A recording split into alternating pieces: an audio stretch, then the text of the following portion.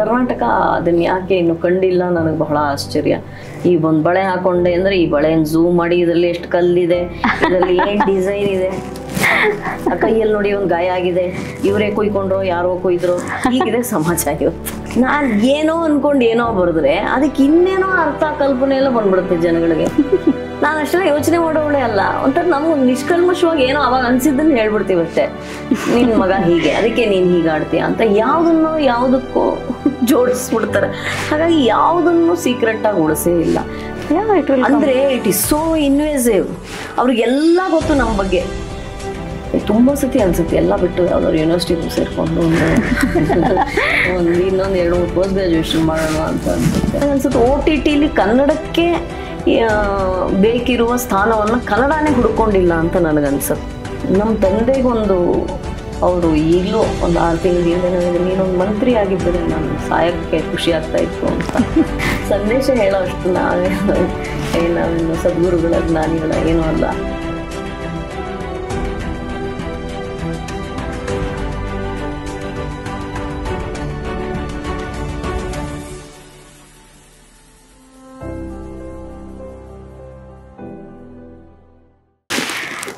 Madam, ನಮ್ಮ ಭಾರತದಲ್ಲಿ ಮಹಿಳಾ ಪ್ರಧಾನಮಂತ್ರಿಗಳನ್ನು ನೋಡಿದ್ದೇವೆ. Can we expect a woman CM? ಕರ್ನಾಟಕಕ್ಕೆ ಬರಬೇಕು ಮಾಡಬೇಕು. ಅದು ಯಾಕೆ ಇನ್ನೂ ಆಗಿಲ್ಲ ಅಂತ ನನಗೆ ಗೊತ್ತಿಲ್ಲ. ತಮಿಳ್ನಾಡು ಮಾಡಿದೆ, ಮಧ್ಯಪ್ರದೇಶ ಮಾಡಿದೆ, ಉಮಾ ಭಾರತಿಯವರಾಗಿದ್ದರು, ಮಾಯಾವತಿಯವರಾಗಿದ್ದರು ಉತ್ತರ ಪ್ರದೇಶದಲ್ಲಿ. ಅದು ಅದೇ ಅನ್ಡಿವೈಡೆಡ್ ಉತ್ತರ ಪ್ರದೇಶ. ಈಗಲಾದರೂ ಉತ್ತರಾಖಂಡ್, ಜಾರ್ಖಂಡ್ ಎಲ್ಲ ಆಗಿದೆ. ಅವಾಗೇನು ಇರಲಿಲ್ವಲ್ಲ. ಬಿಹಾರದಿಂದ ಜಾರ್ಖಂಡ್ ತೆಗೆದ್ರು, ಉತ್ತರಾಖಂಡ ಉತ್ತರ ಪ್ರದೇಶದಿಂದ ತೆಗೆದ್ರು. ಇವತ್ತು ಅದಿಲ್ಲ. ಛತ್ತೀಸ್ಗಢ ಹೀಗೆ ಇವರು ವಸುಂಧರಾ ರಾಜೇ ಸಿಂಧಿಯಾ ಅವರು ಇದರಲ್ಲಿ ರಾಜಸ್ಥಾನದಲ್ಲಿ ಇದ್ದರು. ಮಮತಾ ಬ್ಯಾನರ್ಜಿ ಅವರು ಇವತ್ತು ಕೂಡ ಸಕ್ರಿಯವಾಗಿ ವೆಸ್ಟ್ ಬೆಂಗಾಲಲ್ಲಿ ಆಕೆ ರಾಜಕಾರಣ ಮಾಡ್ತಾ ಇದ್ದಾರೆ. ಕರ್ನಾಟಕ ಅದನ್ನ ಯಾಕೆ ಇನ್ನು ಕಂಡಿಲ್ಲ ನನಗೆ ಬಹಳ ಆಶ್ಚರ್ಯ. ನಾನು ಹಿಂದೆ ಒಂದು 7-8 ವರ್ಷದಿಂದೇನೋ 10 ವರ್ಷದಿಂದೇನೆ ಒಂದು ಕಾರ್ಯಕ್ರಮ ಮಾಡಿದ್ರು ನಮ್ಮ ಸೀತಾರಾಮ್ ಸರ್. ಒಂದು ಸೀರಿಯಲ್ ಮುಗೀತಾ ಇತ್ತು, ನೆಕ್ಸ್ಟ್ ಶುರು ಮಾಡುವ ಮಹಾಪರ್ವ ಅನ್ಕೋತೀನಿ, ಶುರು ಮಾಡುವಾಗ ಒಂದು ಕಾರ್ಯಕ್ರಮ ಮಾಡಿದ್ರು.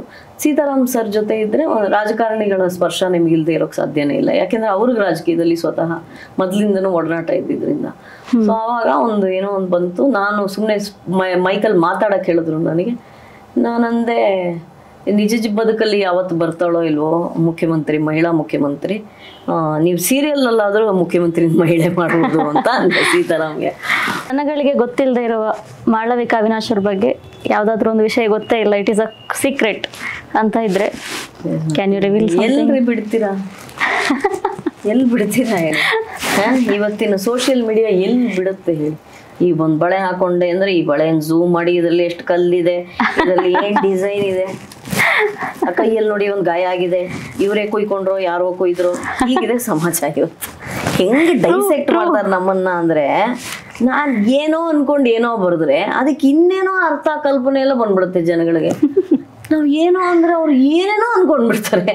ಆದರೆ ಯಾವುದನ್ನು ಈ ಬಾಯಿ ತೆಗಿಬೇಕೋ ಬೇಡವೋ, ಬರೀಬೇಕೋ ಬೇಡವೋ ಅನ್ನೋ ಒಂದು ಸಂದಿಗ್ಧತೆಗೆ ತಂದು ನಿಲ್ಸ್ಬಿಟ್ಟಿದೆ ನಂತರದವ್ರನ್ನಂತೂ. ತುಂಬಾ ಯೋಚನೆ ಮಾಡ್ಬೇಕು. ತುಂಬಾ ನಾನು ಅಷ್ಟೆಲ್ಲ ಯೋಚನೆ ಮಾಡೋಳೆ ಅಲ್ಲ, ಒಂಥರ ನಮ್ಗೊಂದು ನಿಷ್ಕಲ್ಮಶವಾಗಿ ಏನೋ ಅವಾಗ ಅನ್ಸಿದ್ದನ್ನು ಹೇಳ್ಬಿಡ್ತೀವಿ ಅಷ್ಟೇ. ಸರಿ ಅಂತೇಳಿ ತಪ್ಪು ಅಂತೇಳಿ ಇಮ್ಮಿಡಿಯೇಟ್ ಅದು ನಮ್ಮ ತಾಯಿ, ನಮ್ಮ ತಂದೆ ಅವ್ರ ತಂದೆ ಎಲ್ಲದಕ್ಕೂ ಹೊರಟೋಗ್ತಾರೆ. ನಿನ್ ಮಗ ಹೀಗೆ, ಅದಕ್ಕೆ ನೀನ್ ಹೀಗೆ ಆಡ್ತೀಯ ಅಂತ ಯಾವುದಕ್ಕೂ ಜೋಡಿಸ್ಬಿಡ್ತಾರೆ. ಹಾಗಾಗಿ ಯಾವುದನ್ನು ಸೀಕ್ರೆಟ್ ಆಗಿ ಉಳಿಸೇ ಇಲ್ಲ. ನಮಗೆ ಅಂತ ಒಂದು ಪ್ರೈವೇಟ್, ನನಗೆ ಅಂತಲ್ಲ ನಿಮಗೂ ಸೇರಿಸಿನೇ ಹೇಳ್ತಾ ಇದ್ದೀನಿ. ಈ social media, whose life is private in this social media. ಏನಿಲ್ಲ, ನೀವು ಸುಮ್ಮನೆ ಒಂದು ಸೋಷಿಯಲ್ ಮೀಡಿಯಾ ಹೋಗ್ಬಿಟ್ಟು ಮೈಸೂರು ಸಿಲ್ಕ್ ಸೀರೆ ಅಂತ ಟೈಪ್ ಮಾಡಿ ಗೂಗಲ್. ನೀವು ಯಾವ ಆ್ಯಪನ್ನು ಓಪನ್ ಮಾಡಿದ್ರು ನಿಮ್ಗೆ 100 ಮೈಸೂರು ಸಿಲ್ಕ್ ಸೀರೆ ಆ್ಯಡ್ ಬರುತ್ತೋ ಇಲ್ವೋ ನೋಡ್ಬಿಡಿ. ಅಂದ್ರೆ ಇಟ್ ಈಸ್ ಸೋ ಇನ್ವೇಸಿವ್. ಅವ್ರಿಗೆಲ್ಲ ಗೊತ್ತು ನಮ್ಮ ಬಗ್ಗೆ. ಅದೇಂಗೆ ನಿಮಗೆ ಬರೋ ರೀಲು ನಿಮಗೆ ಬೇಕಿರೋ ರೀಲ್ ಆಗಿರುತ್ತೆ, ನಿಮಗೆ ಬರೋ ಸೋಷಿಯಲ್ ಮೀಡಿಯಾ ಪೋಸ್ಟು ನಿಮಗೆ ಬರೋದು ಯಾಕಿರುತ್ತೆ ಅಂದ್ರೆ ಅದು ಇಟ್ ಈಸ್ ಆಲ್ರೆಡಿ ಲಾಕ್ಡ್. ನಮ್ಮ ಥಿಂಕಿಂಗ್, ನಾವು ಏನು ಥಿಂಕ್ ಮಾಡ್ತೇವೆ ಅದು ಗೊತ್ತು. ಅದಕ್ಕೆ ಅಬ್ಸರ್ವಿಂಗ್. ಸೊ ಯಾವುದು ಸೀಕ್ರೆಟ್ ಆಗಿ ಉಳಿದಿಲ್ಲ. ನಾನಂತೂ ಮೊದಲಿಂದನೂ ನನ್ನ ಏನು ಹೇಳ್ತಾರೆ ಎಲ್ಲವನ್ನೂ ನೇರವಾಗಿ ಹೇಳೋದ್ರಿಂದ ಯಾವುದು ಸೀಕ್ರೆಟಾಗಿ ನಾನು ಯಾವುದನ್ನು ಉಳಿಸ್ಕೊಂಡೇ ಇಲ್ಲ ಅಂತ ಅನ್ಕೋತೀನಿ. ನನಗೆ ಭಾಳ ಆಧ್ಯಾತ್ಮಿಕ ಹುಡುಕಾಟ ಇದೆ. ಅದು ಪ್ರಾಯಶಃ ಅನೇಕರಿಗೆ ಗೊತ್ತಿಲ್ವೇನೋ. ಅದು ಚಿಕ್ಕ ವಯಸ್ಸಿನಿಂದ ಇದೆ, ಈಗ ಸ್ವಲ್ಪ ಜಾಸ್ತಿ ಆಗಿದೆ. ಓಕೆ, ಹುಚ್ಚು ಹೆಚ್ಚಾಗಿದೆ Sarvajna. Okay, so you had an incredible journey so far. So what next? Wherever life takes me. Okay, ನನಗೆ ತುಂಬ ಓದಬೇಕು ಅಂತ ಚಿಕ್ಕ ವಯಸ್ಸಿಂದನೂ ಆಸೆ. ನಾನು ಓದಿದ್ದು ಸಾಕಾಗಲಿಲ್ಲ ಅಂತ ತುಂಬ ಸತಿ ಅನ್ಸುತ್ತೆ. ಎಲ್ಲ ಬಿಟ್ಟು ಯಾವ್ದಾದ್ರು ಯೂನಿವರ್ಸಿಟಿಗೂ ಸೇರಿಕೊಂಡು ಇನ್ನೊಂದು 2-3 ಪೋಸ್ಟ್ ಗ್ರಾಜುಯೇಷನ್ ಮಾಡೋಣ ಅಂತ ಅನ್ಸುತ್ತೆ. ಸಿನಿಮಾ ಪೈಕಿ ಈಗ ತುಂಬ ಸಿನಿಮಾಗಳು ಮಾಡಬೇಕು ಅಂತ ಅನ್ಸುತ್ತೆ. ಮತ್ತು ಒಂದಂತೂ ಇದೆ, ಆಗಲೂ ಇತ್ತು ಈಗಲೂ ಇದೆ, ನಮ್ಮ ವ್ಯಾಪಾರಿ ಸಿನಿಮಾಗಳಲ್ಲಿ ಅಥವಾ ನಮ್ಮ ಮುಖ್ಯವಾಹಿನಿಯ ಸಿನಿಮಾಗಳಲ್ಲಿ ಹೆಣ್ಮಕ್ಳಿಗೆ ಸ್ತ್ರೀ ಪ್ರಧಾನ ಸಿನಿಮಾಗಳು ಬಿಟ್ಬಿಡಿ, ನಾನು ಹೇಳೋದು ರೆಗ್ಯುಲರ್ ಸಿನಿಮಾಗಳಲ್ಲಿ ಹೆಣ್ಮಕ್ಳಿಗೆ ಒಂದು ಪ್ರಧಾನ ಭೂಮಿಕೆಯನ್ನು ಕಲ್ಪನೆ ಮಾಡ್ಕೊಳ್ಳೋದು ಕಡಿಮೆ. ಹೌದು, ಮೇಲ್ ಡಾಮಿನೇಟೆಡ್. ಯಾವುದೋ ಒಂದು ದೀಪಾ ಹೆಗ್ಡೆನ ಕಲ್ಪನೆ ಮಾಡ್ಕೊಳ್ಳೋದೇ ಕಡಿಮೆ ಅಂತ. ಆ್ಯಕ್ಚುಲಿ ನಿಮ್ಗೆ ಆಶ್ಚರ್ಯ ಆಗುತ್ತೆ, ಅವ್ರು ದೀಪಾ ಹೆಗ್ಡೆ ಹೇಳಿದಾಗ ಒಬ್ಬ ಇವರು ಪುರುಷರ ಹೆಸರು ಹೇಳಿ ಅವ್ರ ಥರ ಬೇಕು ಆದರೆ ಅವ್ರು ಬೇಡ ಅಂತ ಅಂದರು. ಸೊ ಆ ಥರ ಯೋಚನೆ ಮಾಡೋರು ಕಡಿಮೆ. ಅದನ್ನು ಹೆಚ್ಚು ನಮ್ಮ ರೈಟರ್ಸು ಆಲೋಚನೆ ಮಾಡಬೇಕು. ಇವತ್ತು ಯಾವ ಒಂದು ಕ್ಷೇತ್ರದಲ್ಲಿ ಹೆಣ್ಮಕ್ಳು ಇಲ್ಲ ಹೇಳಿ? ನೀವೊಂದು ಪೊಲೀಸ್ ಸ್ಟೇಷನ್ ಹೋದರೆ ಹೆಣ್ಮಕ್ಳು ಕಾಣಿಸ್ತಾರೆ, ನೀವು ಇಸ್ರೋಗೆ ಹೋದರೆ ಹೆಣ್ಮಕ್ಳಿದ್ದಾರೆ, ನೀವು ಇನ್ಯಾವುದೋ ಸಾಫ್ಟ್ವೇರ್ ಕಂಪನಿಗೆ ಹೋದರೆ ಹೆಣ್ಮಕ್ಳಿದ್ದಾರೆ, ನೀವು ಇನ್ಯಾವುದೋ ಕೆಮಿಕಲ್ ಲ್ಯಾಬ್ಗೆ ಹೋದರೆ ಹೆಣ್ಮಕ್ಳಿದ್ದಾರೆ, ಡಾಕ್ಟರ್ ಆದರೆ ಹೆಣ್ಮಕ್ಳಿದ್ದಾರೆ. ಎಲ್ಲ ವೃತ್ತಿಯಲ್ಲೂ ಹೆಣ್ಮಕ್ಳು ಪ್ರವೇಶ ಮಾಡಿದ್ದಾಗಿದೆ. ಹಾಗಿರುವಾಗ ಕ್ಯಾರೆಕ್ಟರ್ಸ್ ಮಾತ್ರ ಇವರು ವಿಲನ್ ಆಗಿರಲಿ, ಪೋಷಕ ಪಾತ್ರವಾಗಿರಲಿ, ಕೆಟ್ಟ ಮುಖ್ಯಮಂತ್ರಿನೋ ಅಥವಾ ಕೆಟ್ಟ ರಾಜಕಾರಣಿಗ, ಇನ್ನೂ ಗಂಡಸರನ್ನೇ ಯಾಕೆ ಇವ್ರು ಇನ್ನು ಕಲ್ಪನೆ ಮಾಡ್ಕೋತಾರೆ ಅಂತ ನನಗೆ ಗೊತ್ತಾಗ್ತಾ ಇಲ್ಲ. ಅರ್ಥ ಆಯ್ತಲ್ಲ? ನಾನು ಎರಡಕ್ಕೂ ಹೇಳ್ತೇನೆ, ಕಳ ಪಾತ್ರಕ್ಕೂ ಹೇಳ್ತಾ ಇದ್ದೀನಿ, ಪೋಷಕ ಪಾತ್ರಕ್ಕೂ ಹೇಳ್ತಾ ಇದ್ದೀನಿ. ಕಲ್ಪನೆಯಲ್ಲೇ ಅದು ಬರಬೇಕು. ಅದೇ ಕಲ್ಪನೆಯಲ್ಲಿ ಮುಖ್ಯವಾಹಿನಿ ಸಿನಿಮಾಲ್ಲಿ ಕಡಿಮೆ. ಮೇ ಬಿ OTTಲಿ ಎಕ್ಸ್ಪ್ಲೋರ್ ಮಾಡ್ಬೋದೇನು. ನಾನೊಂದು ಸಿನಿಮಾ ನೋಡಿದೆ ಮಲಯಾಳದ್ದು, ಅನೇಕ ಕಡೆ ಹೇಳ್ತೀನಿ ನಾನು, ಉಲ್ಲೊಳುಕು ಅಂತ ಒಂದು ಸಿನಿಮಾ ನೋಡಿದೆ. ಆ ಸಿನಿಮಾದಲ್ಲಿ ಸ್ತ್ರೀ ಪ್ರಧಾನ ಸಿನಿಮಾ ಏನಲ್ಲ ಮತ್ತು ಸ್ತ್ರೀವಾದದ ಸಿನಿಮಾ ಏನಲ್ಲ, ಅದು ರೆಗ್ಯುಲರ್ ಫಿಲ್ಮ್ ಅಬೌಟ್ ಸೊಸೈಟಿ. ಒಬ್ಬ ಅತ್ತೆ ಮತ್ತು ಸೊಸೆ, ಟಿವಿಯಲ್ಲಿ ಭಾಳ ಪ್ರಧಾನವಾಗಿ ಬರುವ 2 ಕ್ಯಾರೆಕ್ಟರ್ಸ್, ಅತ್ತೆ ಮತ್ತು ಸೊಸೆ, ಅವರಿಬ್ಬರ ಮಧ್ಯೆ ನಡೆಯೋ ಕತೆ. ಅದನ್ನು ಎಷ್ಟು ಸುಂದರವಾಗಿ ಹೇಳಿದ್ದಾರೆ ಅವರಿಬ್ಬರು. ಅದಷ್ಟು ಚೆನ್ನಾಗಿ ಊರ್ವಶಿ ಒಂದು ಅತ್ತೆ ಪಾತ್ರನ, ಪಾರ್ವತಿ ಮೆನನ್ ಸೊಸೆಯ ಪಾತ್ರ ಎಷ್ಟು ಚೆನ್ನಾಗಿ ನಿಭಾಯಿಸಿದ್ದಾರೆ. ಮತ್ತು ಎಷ್ಟು ಸತ್ಯಕ್ಕೆ ಹತ್ರ, ಬದುಕಿಗೆ ಹತ್ರ ಅನ್ಸುತ್ತೆ ಆ ಸಿನಿಮಾ ನೋಡಿ. ಅಷ್ಟು ಅಂದರೆ ಅದು ಸಾಧ್ಯ ಇದೆ. ನನಗನ್ಸುತ್ತೆ OTTಲಿ ಕನ್ನಡಕ್ಕೆ ಬೇಕಿರುವ ಸ್ಥಾನವನ್ನು ಕನ್ನಡನೇ ಹುಡ್ಕೊಂಡಿಲ್ಲ ಅಂತ ನನಗನ್ಸುತ್ತೆ. Kannada can explore more OTT. ಯಾಕೆಂದ್ರೆ ನಾನು ಪ್ರಾರಂಭದಲ್ಲೇ ಹೇಳಿದ್ನಲ್ಲ, 70-80ರ ದಶಕದಲ್ಲಿ ಕನ್ನಡದಲ್ಲಿದ್ದಂತಹ ಚಿಂತನೆ ಮತ್ತು ಕನ್ನಡದಲ್ಲಿದ್ದಂತಹ ಒಂದು ಕಥೆಯ ಕಲ್ಪನೆ ಯಾವ ಭಾಷೆಯಲ್ಲೂ ಇರಲಿಲ್ಲ. ಕಾಸರವಳ್ಳಿ ಥರದವರು ಬೇರೆ ಭಾಷೆಯಲ್ಲಿ ಇಲ್ಲೇ ಇರಲಿಲ್ಲ, ನಮ್ಮಲ್ಲಿದ್ದರು. ಸೊ ಹಾಗಾಗಿ ಇದಕ್ಕೆ, ಈ ಭಾಷೆಗೆ ಒಂದು ಸಮೃದ್ಧತೆ ಇದೆ. ಸುಮ್ಮನೆ 2000 ವರ್ಷದ ಭಾಷೆ ಅಂತ ನಾವೇನು ಹೇಳೋಕ್ಕಾಗಲ್ವಲ್ಲ. ಈ ಭಾಷೆಗೆ ಒಂದು ಸಮೃದ್ಧಿ ಇದೆ. ಈ ಸಮಾಜಕ್ಕೆ, ಈ ಸಂಸ್ಕೃತಿಗೆ ಇರುವಂತಹ ಒಂದು ಕತೆ ಹೇಳುವಂತಹ ಶಕ್ತಿ ಅದು ಸಂಪೂರ್ಣ ಎಕ್ಸ್ಪ್ಲೋರ್ ಆಗಿದೆ ಅಂತ ನನಗನ್ಸಲ್ಲ. OTTಲಿ ಅದನ್ನು ಹೆಚ್ಚು ಮಾಡಬೇಕು. ಅವಾಗ ಪ್ರಾಯಶಃ ನಮ್ಮ ಪ್ರತಿಭೆಗಳಿಗೂ ಇನ್ನು ನಮಗೂ ಬೇರೆ ಬೇರೆ ಆಯಾಮ ಸಿಗ್ತಾ ಹೋಗುತ್ತೆ, ಬೇರೆ ಬೇರೆ ಕ್ಯಾರೆಕ್ಟರ್ಸ್ ಮಾಡೋಕ್ಕೆ ಸಿಗುತ್ತೆ. ಅದರ ಜೊತೆಗೆ ಇನ್ನೇನು ಭವಿಷ್ಯ, ನನ್ನ ಮಗನನ್ನು ಅವನಿರೋಷ್ಟು ದಿವಸ ಸಂತೋಷವಾಗಿ ಇಟ್ಕೊಳ್ಳೋದು ನನಗೊಂದು ಅದೇ ಮಹತ್ತರವಾದ ಧರ್ಮ ಅಂತ ನಾನು ಅನ್ಕೊತೀನಿ. ನನಗಾಗಲಿ ಅವಿನಾಶ್ಗಾಗಲಿ. ಅದರದ್ದು ರಾಜಕೀಯ ಅನ್ನೋದು ನಾವು ನಿರ್ಧಾರ ಮಾಡೋದಲ್ಲ, ಅದು ತಾನಾಗೆ ತೆರ್ಕೊಳ್ತಾ ಹೋಗಬೇಕು. ಅದು ಅವಕಾಶಗಳಾಗಲಿ ಅಥವಾ ನಮ್ಮನ್ನ ಸದ್ಬಳಕೆ ಸಮಾಜ ಮಾಡ್ಕೋಬೇಕಷ್ಟೆ. ನಾನು ಇಂಥದ್ದಾಗ್ಬಿಡ್ತೀನಿ ಅಥವಾ ಇಂಥದ್ದಾಗಬೇಕು ಅನ್ನೋ ಗುರಿ ಎಲ್ಲ ಇಟ್ಕೊಂಡು ಹೊರಟೋಳಲ್ಲ. ನನ್ನಿಂದ ಸಮಾಜಕ್ಕೆ ಒಳ್ಳೇದಾಗಲಿ ಯಾವುದೇ ರೀತಿಯಲ್ಲಿ, ಯಾವುದೇ ಮಾಧ್ಯಮದ ಮೂಲಕ ಅಂತ ಅಂದ್ಕೊಂಡವಳು. ಹಾಗಾಗಿ ಅದೇನಾಗುತ್ತೆ ನೋಡ್ತಾ ಹೋಗಬೇಕು. ನಮ್ಮ ತಂದೆಗೊಂದು, ಅವರು ಈಗಲೂ ಒಂದು 6 ತಿಂಗಳ ಹಿಂದೆ ಹೇಳಿದ್ರು, ನೀನೊಂದು ಮಂತ್ರಿ ಆಗಿದ್ದರೆ ನಾನು ಸಾಯೋಕ್ಕೆ ಖುಷಿ ಆಗ್ತಾ ಇತ್ತು ಅಂತ. ಅವ್ರಿಗೇನು ಸಾಯೋ ಕಾಲ ಬಂದಿರಲಿಲ್ಲ, ಈ ಡೈರವ ಸಡನ್ ಕಾರ್ಡಿಯಾಕ್ ಅರೆಸ್ಟ್. ಬಟ್ ಅದು ಯಾಕೆ ಹೇಳಿದ್ರು ನನಗೆ ಗೊತ್ತಿಲ್ಲ. ನೋಡೋಣ, ಅವ್ರ ಆಸೆ ನೆರವೇರುತ್ತೆ. ಮೇಡಮ್, ಈ ಕಾರ್ಯಕ್ರಮದ ಮುಖಾಂತರ ತಾವು ಯಾರಿಗಾದರೂ ಸಾರಿ ಕೇಳಬೇಕು ಇಲ್ಲ ಥ್ಯಾಂಕ್ ಯು ಹೇಳಬೇಕು ಅಂತಿದ್ರೆ ವಾಟ್ ಆರ್ ದೀಸ್ ಟು? ಎರಡೂ ನಾನು ನಮ್ಮ ಅಭಿಮಾನಿಗಳಿಗೆ ಹೇಳಬೇಕು ಅಥವಾ ನಮ್ಮನ್ನು ನೋಡೋರ್ನ ಹೇಳಬೇಕು, ಪ್ರೇಕ್ಷಕರನ್ನ ಕೇಳಬೇಕು. ನನ್ನಿಂದ ಯಾವ್ದಾದ್ರು ಲೋಪಗಳಾಗಿದ್ದರೆ, ನಾನು ಹೇಳಿದ್ದು ಮಾಡಿದ್ದು ಯಾವುದ್ರಲ್ಲಾದ್ರೂ ನಿಮಗೆ ಬೇಜಾರಾಗಿದ್ದರೆ ಸಾರಿ. ನೀವು ನನಗೆ ಕೊಟ್ಟಿರುವಂತಹ ಅಭಿಮಾನ, ಪ್ರೀತಿ, ಎಲ್ಲವೂ ಸಮಾಜದಿಂದ ಬಂದಿರುತ್ತಾನೆ. ನಮಗೆ ಈ ಥರದ ಮನೇಲಿದ್ದೀವಿ, ಇಂಥ ಕಾರ್ಗಳು ಓಡಿಸ್ತೀವಿ, ಒಂದು ಗೌರವ ಸಿಕ್ಕಿದೆ, ಹೊರಗಡೆ ಹೋದ ತಕ್ಷಣ 4 ಜನ ಬಂದು ಪ್ರೀತಿಯಿಂದ ಮಾತಾಡಿಸ್ತಾರೆ. ಮತ್ತು ನೀವು ಈ ಅವರು ವ್ಯಕ್ತಪಡಿಸುವಂತಹ ಕೆಲವು ವಿಷಯಗಳೆಲ್ಲ ನಮ್ಗೆ ದಿಗ್ಲಾಗ್ಬಿಡುತ್ತೆ. ಅಯ್ಯೋ ನಾವು ಇಷ್ಟೆಲ್ಲ ಇವ್ರ ಬದುಕನ್ನು ಪರಿಣಮಿಸ್ತೀವ ಅಂತ. ಓಕೆ, ಅನೇಕರು ನಿಮ್ಮನ್ನು ನೋಡಿ ನಾನು ಆಫೀಸರ್ ಆದೆ ಅಂತಾರೆ, ನಿಮ್ಮನ್ನು ನೋಡಿ ನಾನು ಲಾಯರ್ ಆದೆ ಅಂತಾರೆ. ಈಚೆಗೆ ಅದು ಹೆಚ್ಚಾಗಿದೆ ನನಗನ್ಸುತ್ತೆ. ಆ ಮಕ್ಕಳಿಗೆಲ್ಲ ಈಗ 20 ಬಿಕಾಸ್ ನಾವು ಮಾಯಾವರ್ಗ ಮಾಡಿ 25 ವರ್ಷ ಆಯಿತು. ಈಚೆಗೆ ಕೆಲವು ಮಕ್ಕಳೆಲ್ಲ ಮಾಲಲ್ಲಿ ಬಂದು ನನ್ನ ಹೆಸರು ಏನು ಗೊತ್ತಾ ಅಂತ ಕೇಳ್ತಾರೆ. ಏನು ಅಂದರೆ ಮಾಲವಿಕಾ, ನಮ್ಮ ಅಪ್ಪ ಅಮ್ಮ ಅದಕ್ಕೆ ನಿಮ್ಮ ಹೆಸರನ್ನೇ ನನಗಿಟ್ಟಿರೋದು ಅಂತ ಈಗಿನ ಮಕ್ಕಳು ಬಂದು ಹೇಳ್ತಾರೆ. ದೇರ್ ಆಲ್ 20+ ನಾವು ಅಲ್ಲ. ಸೊ ಈಗ ಈಚೆಗೆ ತುಂಬ ಅದು ಅನುಭವ ಆಗುತ್ತೆ. ಅವಾಗೆಲ್ಲ ಅಯ್ಯೋ ನಾವು ದಿಗ್ಲಾಗ್ಬಿಡುತ್ತೆ ನಮಗೆ, ಏನಪ್ಪ ಇದು ನಮ್ಮನ್ನು ನೋಡ್ಕೊಂಡು ಇಂಥದ್ದೆಲ್ಲ ಮಾಡ್ತಾರ ಅಂತ. ಹಾಗಾಗಿ ಜವಾಬ್ದಾರಿನೂ ಹೆಚ್ಚುತ್ತೆ.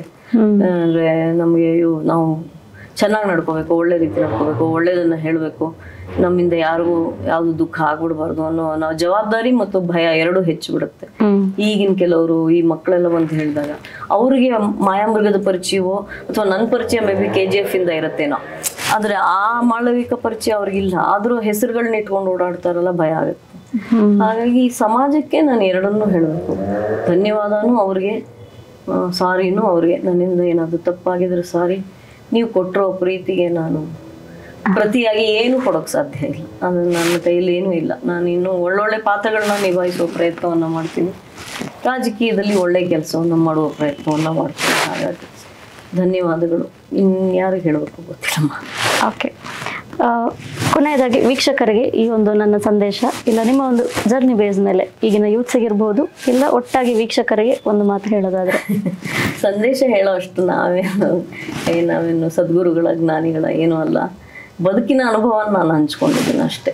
ಇದರಲ್ಲಿ ನಾನು ಮಾತಾಡಿದ್ರಲ್ಲಿ ಏನಾದರೂ ತಪ್ಪು ಅಂತ ಅನ್ಸಿದ್ರೆ ಅಥವಾ ಸರಿ ಇಲ್ಲ ಅಂತ ಅನ್ಸಿದ್ರೆ ತಿದ್ದುವ ಹಕ್ಕು ನಿಮಗಿದೆ. ಯಾಕೆಂದ್ರೆ ನಾನು ಇಲ್ಲಿ ಕೂರಿಸಿರೋದೇ ನೀವು, ಹಾಗಾಗಿ ತಿದ್ದುವ ಹಕ್ಕು ನಿಮಗೇ ಇದೆ. ನಾನೇನು ಹೇಳಿದ್ದೀನದು ಹೀಗೆ ಅನ್ಬಾರ್ದಾಗಿತ್ತು, ಹಾಗೆ ಅನ್ಬೇಕಾಗಿತ್ತು ಅಂದರೆ ಇರಬಹುದೇನೋ.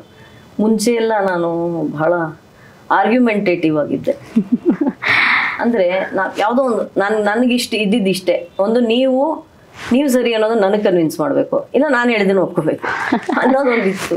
ಈಗ ಹಾಗೆ ಅನ್ಸಲ್ಲ. ಯಾಕೆಂದರೆ ಎಲ್ಲದಕ್ಕೂ ಸಾವಿರಾರು ದೃಷ್ಟಿ ಇರುತ್ತೆ, ಸಾವಿರಾರು ಪರ್ಸ್ಪೆಕ್ಟಿವ್ ಇರುತ್ತೆ. ನಾವು ಯಾವುದನ್ನು ಹೇಗೋ ನೋಡ್ತೀವಿ, ಬೇರೆಯವರು ಅದನ್ನು ಬೇರೆ ರೀತಿ ನೋಡ್ತಾರೆ.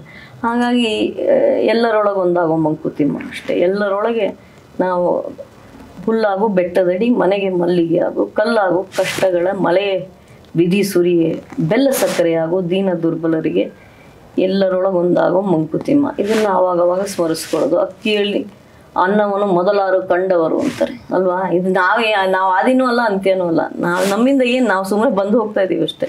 ನಾವು ಮುಂಚೆನೂ ಪ್ರಪಂಚ ಇತ್ತು, ನಾವು ಆದಮೇಲೂ ಇದೆ. ಹಾಗಾಗಿ ಸಂದೇಶ ಹೇಳೋ ಅಷ್ಟು ದೊಡ್ಡೋಳಲ್ಲ. ನನ್ನ ಅನುಭವಗಳನ್ನ ಹಂಚ್ಕೊಂಡಿದ್ದೀನಿ. ಈ ಅನುಭವಗಳಿಂದ ನಿಮಗೇನಾದರೂ ನಿಮ್ಮ ಬದುಕಲ್ಲಿ ಯಾವುದಾದ್ರು ಪರಿಹಾರಗಳು ಸಿಕ್ಕರೆ ಅಷ್ಟೇ, ಅದಕ್ಕೆ ನಾವು ಧನ್ಯರು. ಹಾಗೆ ಮೇಡಮ್, ಇಷ್ಟು ಹೊತ್ತು ತಾವು ನಮ್ಮ ಒಂದು ತಂಡದವ್ರ ಜೊತೆ ಒಂದು ಅತ್ಯದ್ಭುತವಾದ ತಮ್ಮ ಜರ್ನಿಯನ್ನು ತಾವು ಶೇರ್ ಮಾಡ್ಕೊಂಡಿದ್ದೀರಿ. ಹೇಗನ್ನಿಸ್ತು ಈ ಎಪಿಸೋಡ್ ನಿಮಗೆ? ನೀವು ಬೇರೆಯವ್ರ ಸಮಕ್ಕೆ, ಅಂದರೆ ನೀವು ಈ ಹಿಂದೆ ಮಾತನಾಡಿಸೋದವ್ರನ್ನೆಲ್ಲ ನೋಡಿದ್ರೆ ನನಗೆ ಭಯ ಆಗುತ್ತೆ. ಅಂಥವ್ರ ಸಮಕ್ಕೆ ನಮ್ಮನ್ನು ಮಾತನಾಡಿಸಿದ್ದೀರಲ್ಲ ಅನ್ನೋದು ಒಂದು ಖುಷಿಯ ಸಂಗತಿ ಮತ್ತು ಒಂದು ನೆಮ್ಮದಿಯ ಸಂಗತಿ. ಎರಡನೇದು, ನೀವು ಈ ಒಂದು ಪ್ರಯತ್ನವನ್ನು ನಡೆಸ್ತಾ ಇರೋದು. ಇವತ್ತು ಒಟ್ಟು ಮಾಧ್ಯಮ ಅನ್ನೋದು ಡೆಮೋಕ್ರಟೈಸ್ ಆಗೋಗಿದೆ. ಎಲ್ಲರೂ ಮಾಧ್ಯಮವನ್ನು ಬಳಸ್ಕೋಬೋದು. ಹಿಂದಿನ ಥರ ಲೈಸೆನ್ಸ್ ಬೇಕು, ಇನ್ನೊಂದು ಬೇಕು, ಆ ಥರದ್ದೇನೂ ಇಲ್ಲ. ಈ ಟೆಕ್ನಾಲಜಿ ನಮ್ಗೆ ಕೊಟ್ಟಿರುವಂತಹ ಒಂದು ವರಪ್ರಸಾದ ಈ ಯೂಟ್ಯೂಬ್ ಅನ್ನುವಂಥದ್ದು, ಈ ಮಾಧ್ಯಮ ಅನ್ನುವಂಥದ್ದು. ಇದರಲ್ಲಿ ನೀವು ಆರೋಹಣ ಅನ್ನುವಂತಹ ವಿಶೇಷವಾದ ನಿಮ್ಮದೇ ಒಂದು ವಾಹಿನಿಯನ್ನು ಮಾಡಿಕೊಂಡಿದ್ದೀರಾ ಮತ್ತು ನಿಮ್ಮ ವಾಹಿನಿಯ ಮೂಲಕ ಅನೇಕರನ್ನು ಮಾತನಾಡಿಸ್ಬೇಕು ಅನ್ನುವಂತಹ ಒಂದು ಪ್ರಯತ್ನದಲ್ಲಿ ಹೊರಟಿದ್ದೀರಾ. ರಚನಾ ಅವರು ಈ ಕಾರ್ಯಕ್ರಮವನ್ನು ಬಹಳ ಸಮರ್ಥವಾಗಿ ನಡೆಸ್ಕೊಡ್ತಾ ಇದ್ದಾರೆ ಮತ್ತು ರಚನಾಲ್ಲಿರುವಂತಹ ಪ್ರಶ್ನೆಗಳು ನಿಮ್ಮೆಲ್ಲರ ಪ್ರಶ್ನೆಗಳಾಗಿರ್ತವೆ ಅಂತ ನನಗೂ ಅನಿಸುತ್ತೆ. ಹಾಗಾಗಿ ನಿಮ್ಮ ಪ್ರಶ್ನೆಗಳಿಗೆ ಕೆಲವೊಂದು ಪ್ರಶ್ನೆಗಳಿಗಾದರೂ ಉತ್ತರಿಸುವ ಪ್ರಯತ್ನವನ್ನು ನಾನು ಮಾಡಿದ್ದೀನಿ. ಈ ಆರೋಹಣ ಪಾಡ್ಕಾಸ್ಟ್ ಮಾಡುವಂತಹ ಈ ಚಾನಲ್ ಇವರಿಗೆ ನನ್ನ ಶುಭಾಶಯಗಳನ್ನು ಮತ್ತು ಶುಭ ಹಾರೈಕೆಗಳನ್ನು ಈ ಮೂಲಕ ನಾನು ಕೋರ್ತಾ ಇದ್ದೇನೆ. ಹೆಚ್ಚು ಹೆಚ್ಚು ಜನ ಅವರನ್ನು ಪ್ರೋತ್ಸಾಹಿಸಿದ್ರೆ ಅವರು ಇನ್ನೂ ಹೆಚ್ಚು ಒಳ್ಳೆ ಕೆಲಸ ಮಾಡೋದಕ್ಕೆ ಅವ್ರಿಗೆ ಅವಕಾಶವಾಗುತ್ತೆ ಅನ್ನೋದು ನಾನು ನಿಮ್ಮಲ್ಲಿ ಮಾಡಿಕೊಡುವಂತಹ ಪ್ರಾರ್ಥನೆ. ಸೊ ನಿಮ್ಮೆಲ್ಲರ ಅಭಿಮಾನ ಪ್ರೀತಿ ರಚನಾ ಮೇಲೆ ಮುಂದುವರಿಲಿ ಅಂತ ಕೇಳ್ಕೊತೀನಿ. Thank you so much madam. ಇವತ್ತು ನಾನು ಬೆಳಗ್ಗೆ when I go through some astrology ಎಲ್ಲ ಡೈಲಿ ಏನು ಮಾಡಬೇಕು ಅಂತ, so I had a remedy, you have to gift this jasmine to someone who is motherly ಅಂತ. ಸೊ ಆ ಒಂದು ಭಾವನೆಯೊಂದಿಗೆ ಈ ಮಲ್ಲಿಗೆ ನಿಮ್ಮ ಕೈಗೆ ಸೇರುತ್ತೆ madam. And meanwhile this is a very small hamper to you from our team. Thank you so much for being a part of our show. Thank you so much ಎಲ್ಲ ವೀಕ್ಷಕರಿಗೂ. And hope this episode has truly inspired you and ಇವರ journey ತಮಗೆಲ್ಲರಿಗೂ ಇಷ್ಟ ಆಯಿತು ಅಂತ ನಾವು ಭಾವಿಸ್ತಾ ಇದ್ದೇವೆ. ಆರೋಹಣ ಚಾನಲ್ಗೆ ತಪ್ಪದೇ ಸಬ್ಸ್ಕ್ರೈಬ್ ಮಾಡಿ. And you have so much more to come. Stay tune for more updates. ನಮಸ್ತೆ.